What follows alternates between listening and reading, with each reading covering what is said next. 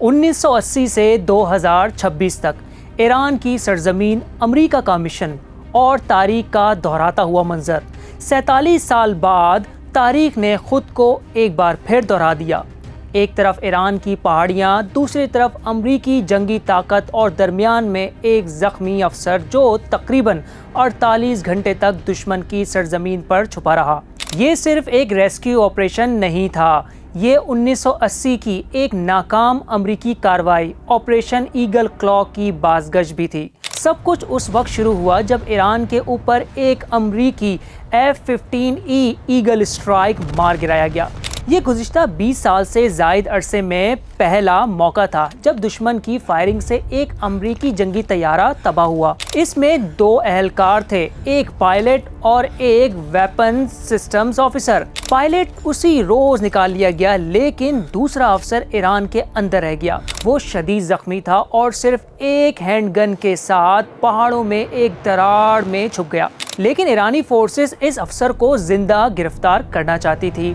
Reports کے مطابق اس کی گرفتاری کے لیے 50,000 پاؤنڈز انعام مقرر کیا گیا، یعنی تقریباً 66,000 امریکی ڈالر، 1,84,00,000 پاکستانی روپے۔ وقت تیزی سے گزر رہا تھا، ہر گزرتے گھنٹے کے ساتھ ایرانی فورسز اس کے قریب پہنچ رہی تھی۔ یہاں امریکی انٹیلیجنس متحرک ہوئی۔ CIA نے افسر کی درست لوکیشن ٹریس کی۔ صدر ڈونلڈ ٹرمپ کے مطابق اس مقام کو 24 گھنٹے مسلسل مانیٹر کیا گیا۔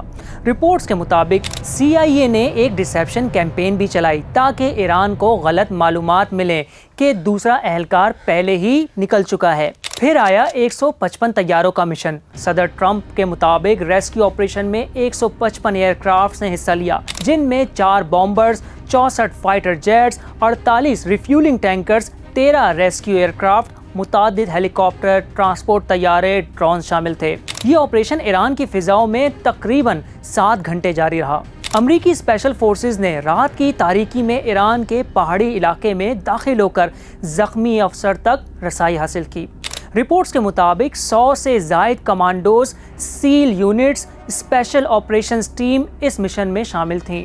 انخلا کے دوران 2 MC-130 C-130 طیارے خراب ہو گئے۔ تقریباً 100 کمانڈوز عارضی طور پر ایرانی سرزمین کے اندر پھنس گئے۔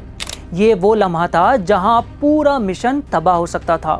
بعد ازاں امریکہ نے وہ طیارے خود تباہ کر دیے تاکہ حساس ٹیکنالوجی ایران کے ہاتھ نہ لگ سکے۔ اب 1980 کی طرف چلتے ہیں۔ یہ پہلی بار نہیں تھا۔ ایران کی سرزمین پر امریکہ کا ایک اور بڑا مشن 25 اپریل 1980 کو بھی ہوا تھا، جس کا نام آپریشن ایگل کلا تھا۔ یہ مشن اس وقت لانچ کیا گیا جب تہران میں امریکی سفارت خانے کے 53 یرغمالی ایران میں قید تھے۔ اس وقت امریکی صدر تھے جمی کارٹر۔ ان کی نگرانی میں یہ آپریشن انجام دیا گیا تھا۔